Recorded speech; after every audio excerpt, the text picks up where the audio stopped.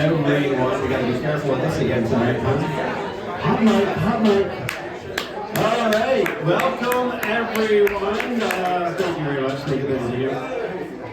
All right, welcome to the REIA Powerhouse Association. That's right, guys. We're here for real estate, learning and networking and all kinds of good stuff. We got a couple more people coming in. We're going to get the program started, though. We try to get started on time. We finish on time, and you guys can stay here all night as usual. So, if we can just have your attention for a little bit, a couple of housekeeping items.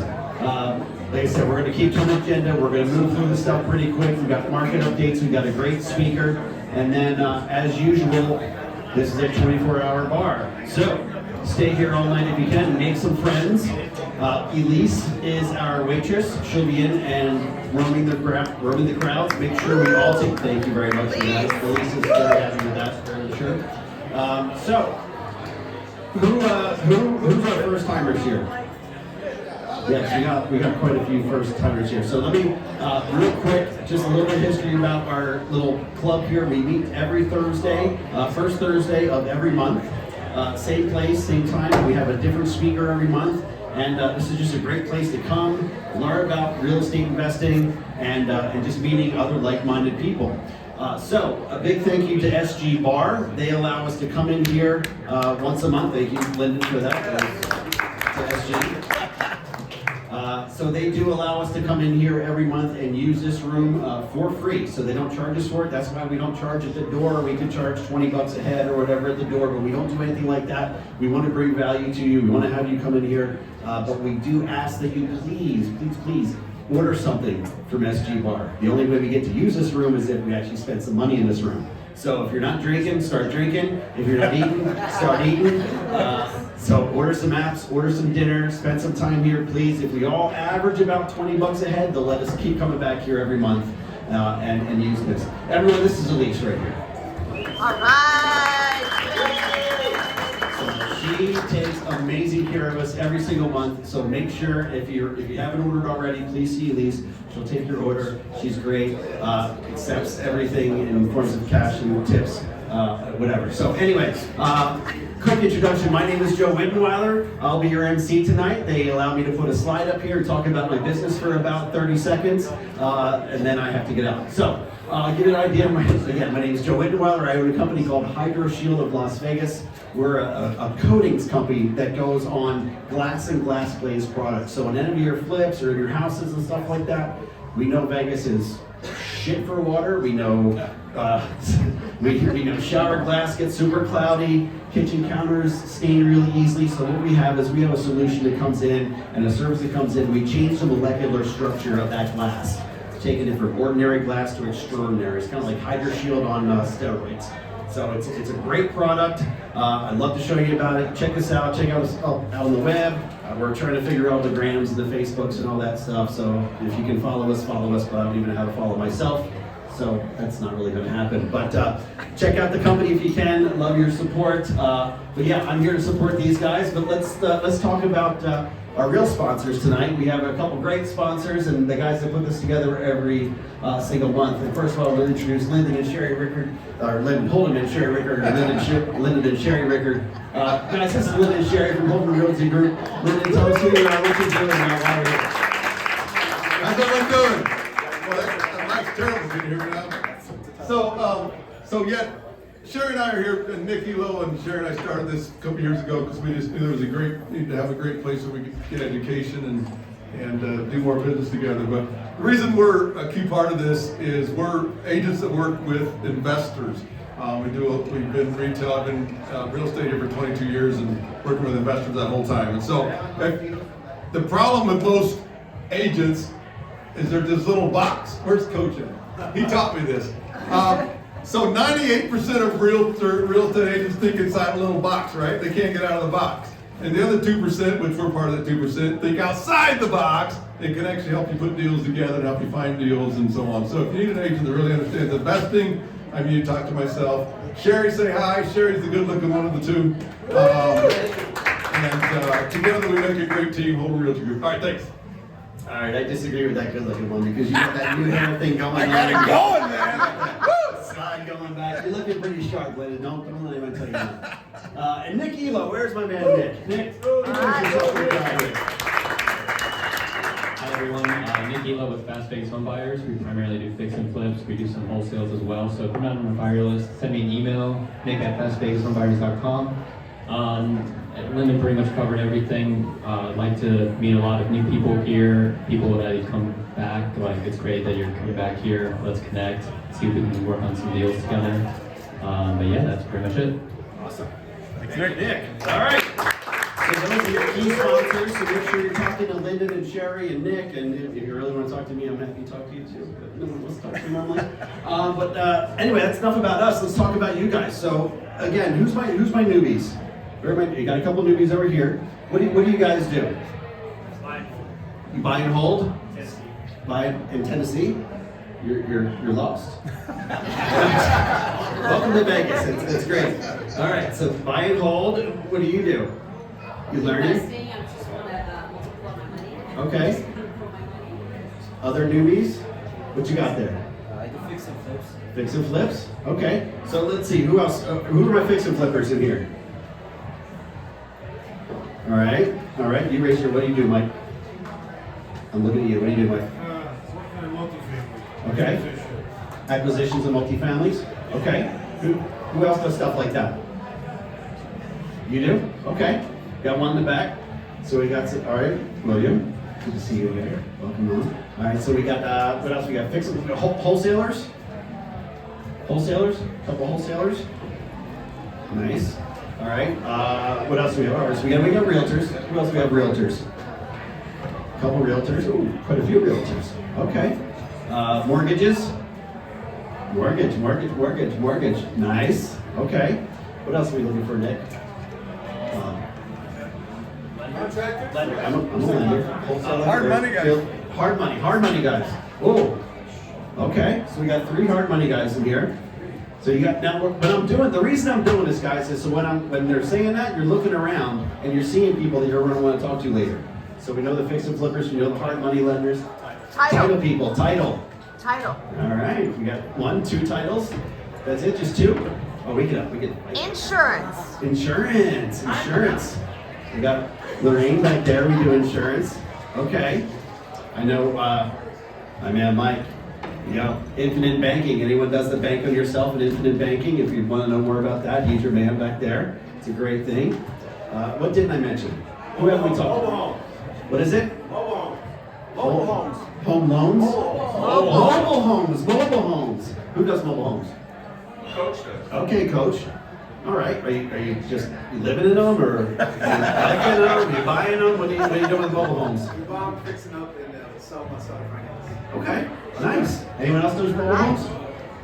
If you want to do mobile homes, talk to coach. All right. Property management?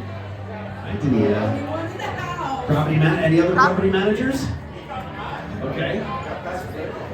What's it? What is that? Pad split. Oh yeah, that's a new thing. That's pretty cool. Pad split's cool. All right, so if anyone's interested, go see her. What else? We're missing. I think we're good. Did I miss anyone? All right. Well, that's who we are. We got a multitude of different businesses and different ideas. So that's why we're here, guys. Again, see who we want to talk to. Find them after the meeting. We're going to be really quick in the meeting, get you some great information, and then, like I said, 24/7. Stay here, eat here, drink here, party here all night, make some friends, and make some money at the end of the night. So let's hear about the market. Market update with Nick Elo. Okay, thanks, Joe. Okay, so just some quick data, just so that we do this every month, so we keep track of the data, guys. For single-family houses, for all single-family properties, you can see right here the months of inventory. We only have 3,300 houses for sale, so that is not a lot. Compared to last year, we had over 4,000. Months of supply, 1.78 months of inventory. So that's considered a seller's market, guys. $470,000 is the median sales price, 17 days on market. Compared to last year, it was $427,000, 31 days on market. I would say last year felt pretty strong too. I don't know, what do you think, Lennon? It's pretty good This time sales of the year, market? it did. Yeah, it was still pretty good. So right now it's even more of a seller's market, I would say. You can go to the next slide. Under 450, we have this slide here because that's what a lot of people here are buying. If you're fixing, flipping, or wholesaling, this is pretty much what you're going to be buying. It's even more so like a strong market. We have basically only 1,070 houses for sale, 1.25 months of inventory, $390,000 is the median sales price, 14 days on market. Compared to last year, as you can see, we have almost 500 houses less than we did last year for sale at this price point.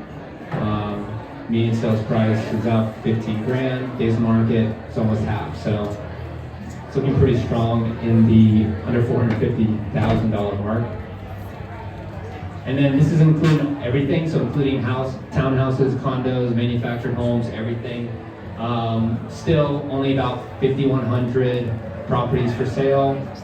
Months of inventory of 1.87, $425,000. I don't need to read all this, you guys can read it. But basically, compared to last year, it looks like we're even in a stronger position. So I think it's looking really bright going forward. Foreclosures, there's not too many foreclosures, 143 notice of defaults. Notice of sales, 85.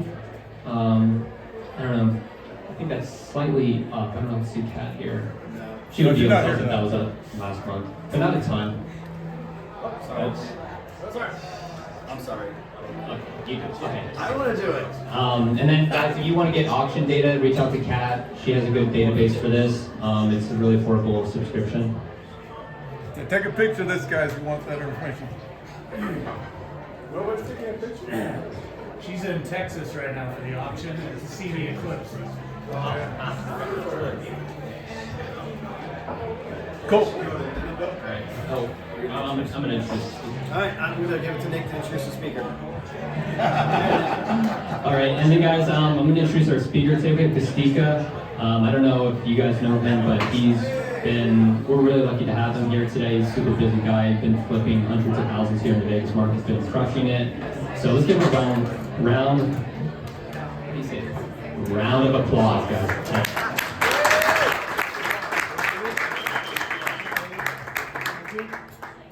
All right, so I think some of you guys know me, and then there's a lot of new faces. So for those of you that don't,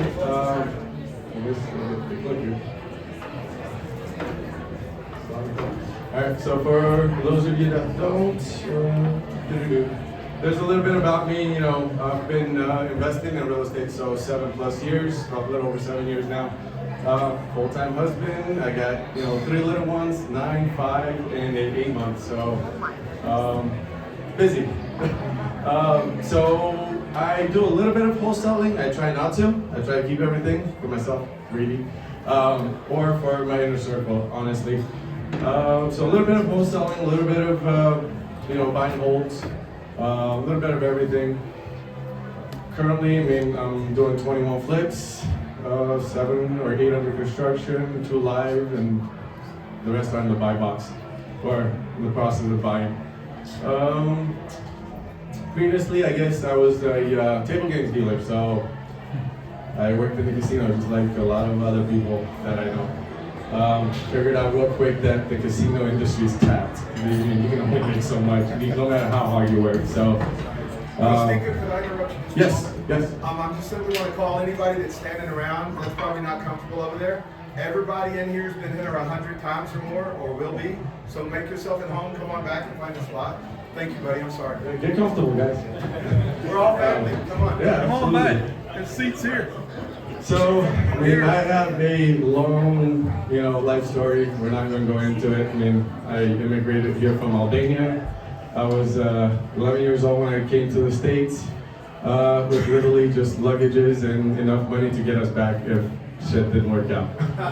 Honestly, I'm not going to go through the whole thing. It's rough. But I figured out real quick that, the dealing wasn't enough to support family and everything. While it was just me and my wife, it was good. We went on a couple vacations, it was decent. But once we started having kids, I'm like, shit, this isn't what I want to do. This isn't enough for me and, kids and everything. So I became a realtor. Thought I was going to do just regular real estate and, wear my blinders on, buy and sells. And then you know, my cousin was actually in Josh's office at Galindo flipping, so I gave him a call and I'm like, hey, I want to come on board. I want to do what you guys are doing. So, you know, big shout out to him because he actually is one of the first people that, you know, kind of guided me through this, and then Josh and everybody else as well. But I've done a couple hundred homes since then and moved, you know, quite a ways. So I can talk about everything from start to finish, but on this event, we're going to talk about construction and stuff. So, and the headaches of construction. So, project management, pretty much, I think is probably the most difficult part of flipping. I think project management is probably the hardest. Finding good help, finding good people, holding people accountable, just, you know, making sure that the numbers add up and everything aligns. Make sure that, you know, your people are on point. I mean, I guess just, you know, in general, I mean, that's probably one of like the bottlenecks of every investor out there, especially if you're doing multiple properties. I mean, I thought I had a good crew, and I thought I was rolling until I wasn't. You know, until I started giving them more projects, and of course they want to lock projects up, so they'll drop what they're doing over here, jump onto the next one, they'll start remodeling or whatever, just to get the, you know, to lock up the job, and then, you know, now you have 1, 2, 3, 4, 5 projects with this guy, and you're like, wait a minute, what the hell happened to over here? And you know, figured out real quick that I need to get more contractors, more people involved, and just kind of manage them better. So I kind of started, you know, pretty much venting them better and holding them accountable better. It's still a headache and it's still a pain in the butt, but it's working smoothly. I have a couple of different crews doing it. I have a couple of different companies doing it. So, and you know, hire fast, fire faster. That's kind of been my thing. And then it's a grind. It's literally a grind. And then holding people accountable is a grind. And making sure that they do their job right is a grind. I mean, there's so many stories I can tell you that, you know, and every single property has a story. There's no property out there that doesn't have a story. So, you know, it all comes down to your construction crew and how good they are, and you know, how like reliable they are. Because I mean, you can walk to a project and they don't show up. So for anybody that's I've kind of got it down now to where I hold them accountable. I have cameras in all my properties. I know when they're showing up. I get notifications when they show up. I can get notifications when they leave, and throughout the whole project. And that's kind of how I've been tracking them, because I can't visit every property every morning and every day. It's difficult. So I'll put cameras on every single one of them, and I can share the app with you guys and which one I use and how I manage these guys. But that's a huge part of it. It's a huge, you know, like huge relief to not have to know whether these guys showed up or not, to not know if, you know, and it also helps with break-ins. I mean, everybody in here that's flipped knows break-ins that happen often, and they're gonna keep happening. That's just the reality of things. But if anybody has questions in construction, I mean, I've kind of got it down to the T where I'm holding people accountable and people make sure that they show up, and if they don't get shit done that they promised to get done, I hold their money. I mean, plain and simple. I mean, you know, and everybody knows. When I got started, I touched every damn thing. I did drywall, tile, I did everything. I put together a whole kitchen, other than roofing. That's the only thing I haven't done. But I know how long things take. So when these guys come over here and they're jerking around for 2 weeks trying to put 2 bathrooms together, I'm not gonna pay them, you know, per day. It doesn't make sense. So I've learned to hold whoever I put in charge for my projects, the property managers, to hold them accountable. You know, 2 showers, 2-3 days max. If they're taking 2 weeks, I'm gonna pay for the 2-3 days that it should have taken you.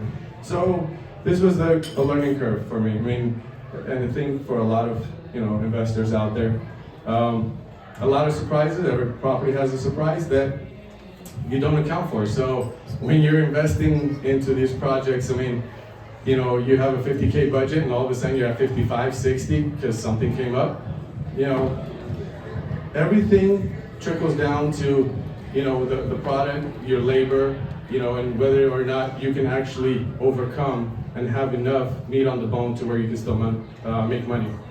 So, you know, I've got it down to where I'm not losing money, I don't have any losses, and, you know, when it comes down to the construction and everything else, I think I got it down pretty damn good at this point. So, for anybody that wants to pick my brain and see how I run everything, I'm an open book. And just in general for everything start to finish, so. Yes? So how do you handle materials and supplies? Materials, so I actually have accounts in pretty much cabinets now, half price flooring, and then I negotiated deals on every single one of these properties or places. And I have a card on file, so when my guys go in, they say, hey, I'm picking up for Vegas home buyers, I need this, this, and this. And they know to give them my prices and my material, and then they charge my card on file. The only things that I order is the finishes. So I'll order all the finishes, but everything else is, you know, Home Depot, they have a Home Depot card, they're gonna pick up what they need, and I get a receipt and, you know, so I can see exactly what they bought. And you pretty much know what the inventory is prior to Correct. getting in there. Yes, so I mean, usually I walk the projects with them, right when we purchase them. So I'll go and do a walk around with the project, say, hey, we're doing X, Y, and Z, and we change all the angle stops, we change, you know, everything. So, you know, I can see on the card what was purchased. So, I mean, you know, the shower is usually the master, I'll do a walk-in. On the shared bathrooms, I'll do a tub, and then usually tile it all the way up. The tile, I go to Floor and Decor and I pick out whenever I change out the themes. And then usually stick to that. But everything's already like pre-done and cards on file, so they're just gonna pick up what they need. They got a good supply.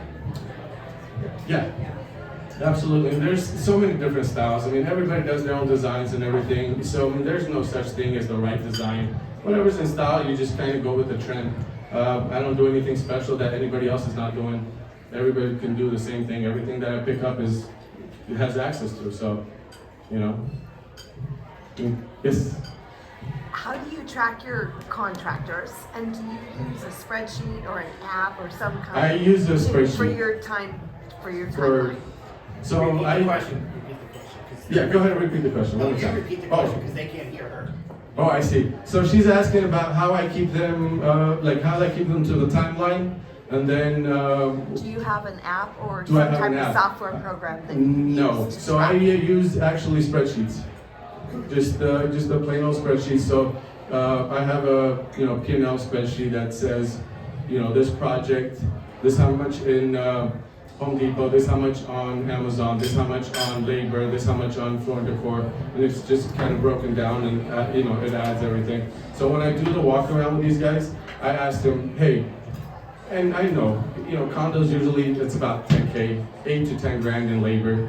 So when I walk a condo with them, I know how much it's going to be on labor because it's roughly around the same. If it's a little unique property, then you adjust, but on average it's about the same. But I'm talking about timelines. So timelines, when we walk, so our condos usually take about 2 weeks, sometimes 3. It just depends on how busy they are and how many projects I have them in. And then homes are usually 5 to 6. I'd like it at 4, but realistically 5 to 6. And I do incentivize them. If they get it done in their timeline, I give them 5% bonus off of whatever I make, so whatever the profit is.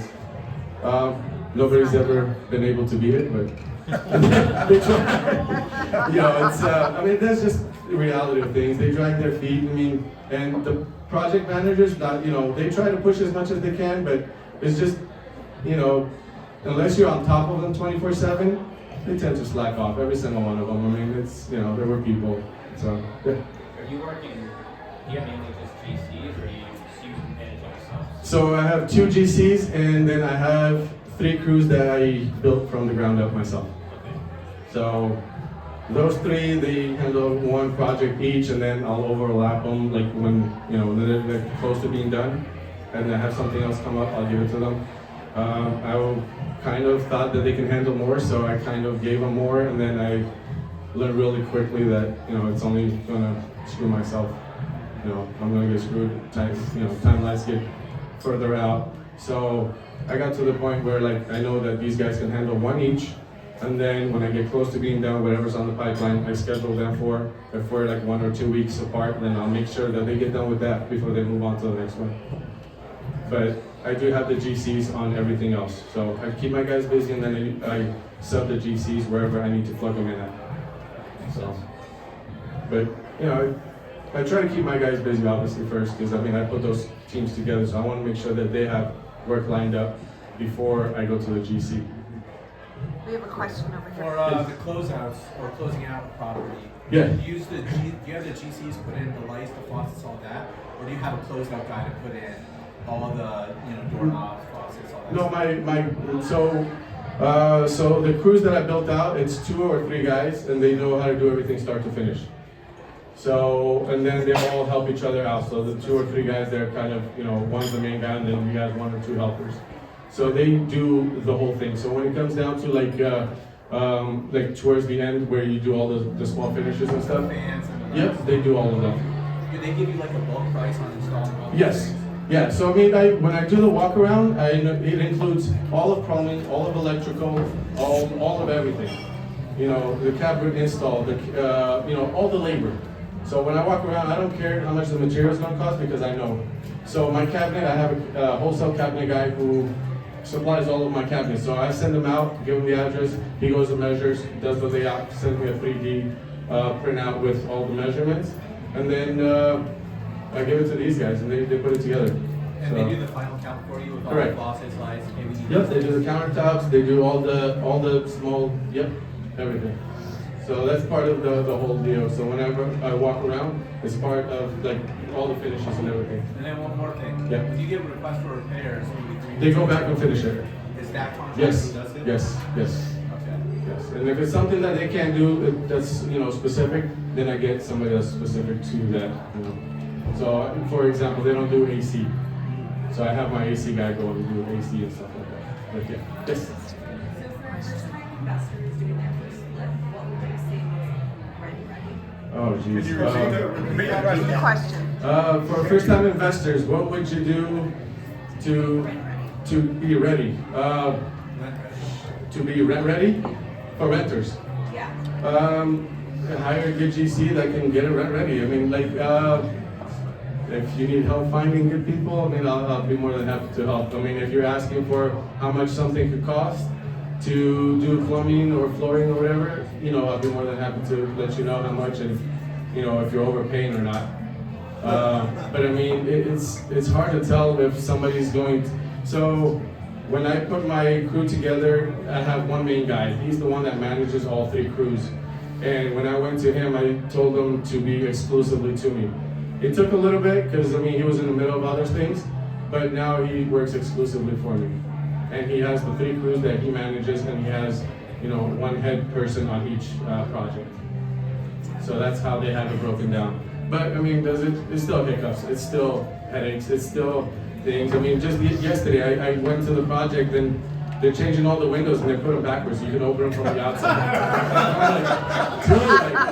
I mean, I can get you guys laughing for days, like the shit that they do. But then they're asking to get paid, and I'm like, no, you freaking did it wrong. Like, how the hell am I supposed to, like, do it again? But shit like that just kind of like, they don't use their brain. Like, it's weird, but that's just the way they are. That's the way they're programmed. I mean, I don't know. Yes?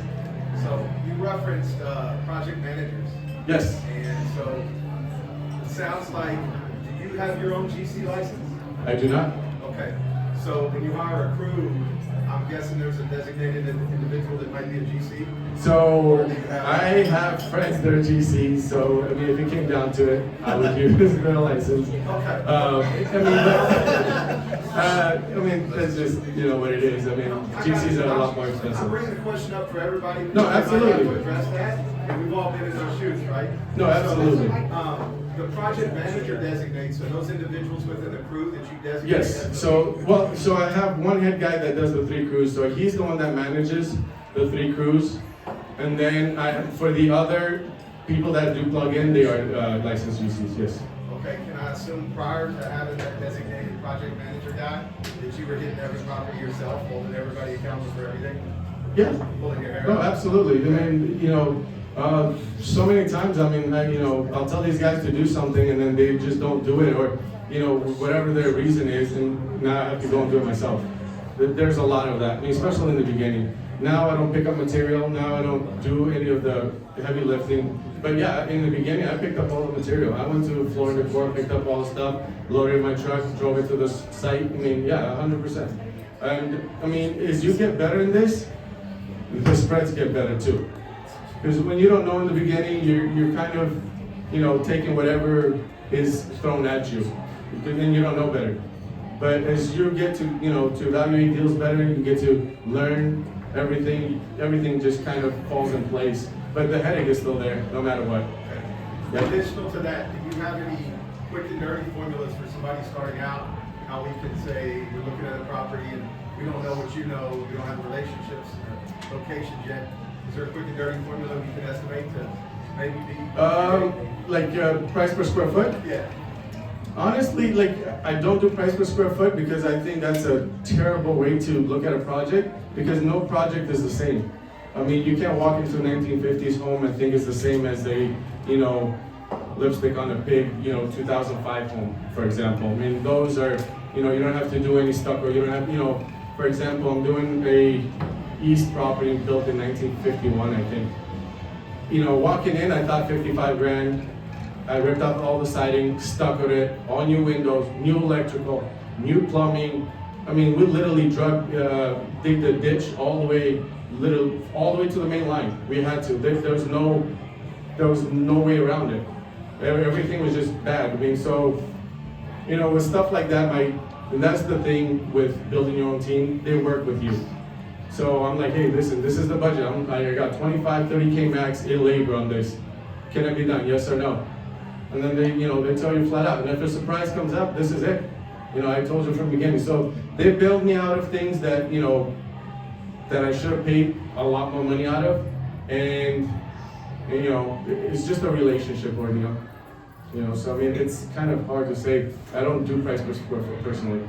I walk the project, I know how much a shower costs, I know how much a bathroom costs, I know how much the kitchen's gonna cost, roughly, because I mean, you can't get it down to the T, but I'm usually within 5K, so I mean, even when I buy my projects, I know that I have a point and a half of leeway, so, yeah. Yes. On your note about contractors not using the rates sometimes. The what? I'm sorry, one more time. On your note about contractors not using the rates. Oh, the note? How detailed do you take your scope of work? I actually walk around with them and we write it on the wall with what the game plan is on every single property. If I can put pictures up there, I probably would, show you in videos and stuff. But we walk through it, and some of them pay attention to them, some of them don't. They just kind of do whatever they want sometimes. It's weird. I mean, but check them off. I try to walk my projects at least 2 to 3 times a week to make sure that we're on track and things is getting done. But do I check it off? No. I mean, I just know, and I just so if I'm using the GC, I hold the GC reliable, accountable, and say, hey, your guy's not doing X, Y, and Z. They're doing it this way. We walked it. We run this way. So then he goes back and tells them. I don't speak Spanish, so I mean, a lot of times it's in Spanish. And I don't know how, whenever they communicate, how they tell them to do it. So I mean, maybe they're doing it right, and I just don't know. But I know that it's not right when I go walk it. So then I just have them fix it. Same thing with my guy. I say, hey, I send him a picture. I'm like, dude, we talked about it. This isn't the way I want it. And then he goes and tells them. It's hard to tell somebody what to do and the vision in your head to relate to them. So it's very difficult. No contract. Just the 1099. 1099 contractor. Yep, that's how I pay him. So I pay the main guy and then he pays them. So I only have to deal with one 1099 per whatever. Yep. I just had his hand up for a while. Yes, sorry. Hi, do you buy buy a lot of wholesale deals? I do. Repeat the question. Do I buy a lot of wholesale deals? Yes, I do.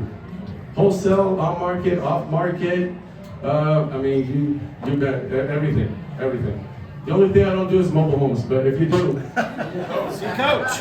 yep, no mobile homes. Everything else I do. Yes.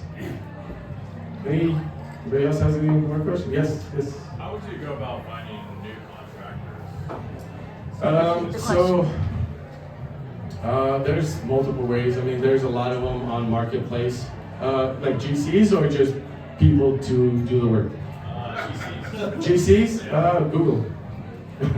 I mean, if you want a good GC, I mean, you get what you pay for in the end. You know, I mean, if you want less headache, you get a GC, you put them in place, and you hold them accountable for everything. It's much easier, but they are going to charge you a whole lot more. I mean, 2021, 2022, about middle, I was using strictly GCs, and they're on average 7 to 10 grand more per project. Until you start getting change orders, when you know, there's a property that got broken into like 3 times, and I got hit with like $20,000 change order. I'm like, what the hell was this shit? Like, they broke a couple sliding doors, but like 28 grand. So that's when I started kind of, building my own team. I was like, you know what, it was good while it lasted, and everything was selling right away back then, so I needed them to move fast. But even with GCs, they don't move as fast as they promise. So, it doesn't, fast and good and fast or whatever, it doesn't, it's not in their MO. It's just, I was being promised 4 weeks with GCs, and, it went up to like 3 months. So, I think it's better when you have your own team and they're to you versus a GC who's in multiple. So, that's kind of why I went the route I went. Yeah, good? I think anybody wants my info, feel free to share. Yes. I've got a question maybe for anybody in the room. Vacant house, the owner died, and Okay. no heirs. The process for picking it up through an attorney? Oh, sure, yeah, through the attorney. I think that's the with probate. I think that's the only way to get those is go through probate court. So I'm going to make a statement on that. Yeah. I've already talked to him, but I encourage everybody that runs into a scenario like that. It's easy to default to probate, and it's 99.8% likely. But what I would do is spend time interviewing attorneys first, interview 10 different real estate attorneys, and convince yourself that those attorneys know what they're doing before you go probate. Because it could be something as simple as a quiet title suit. Correct. That entails a whole lot of research. That's where you go to title. Right. The title can pull all that up for you. So for anybody that doesn't know, title can get you guys a lot of information that you guys don't know exactly. So find a title person if you don't have one. And real estate attorneys, probate attorneys are a good resource. If you can build relationships with some of these guys, it's a gold mine. So I encourage it as well. So, and you're investing, you gotta know these guys. Anybody else? We're good? Cool.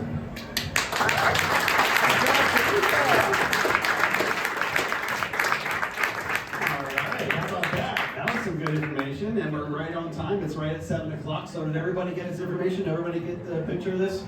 So make sure you're all set. All right, we did enough Q&A. Our next meeting is going to be the first Thursday of next month, May 2nd. So put that on your calendar now. Be back May 2nd. Again, I want to thank Lyndon, Sherry, Nick, and our wonderful speaker. Awesome job tonight, guys. Thank you all. We have beer eating, so that's fantastic. Make sure you continue to eat, drink, be merry. Take care of Elise. Take care of SG Bar. And we'll see you guys all next month. We are here all night, so make friends. Yep. Thanks, Joe.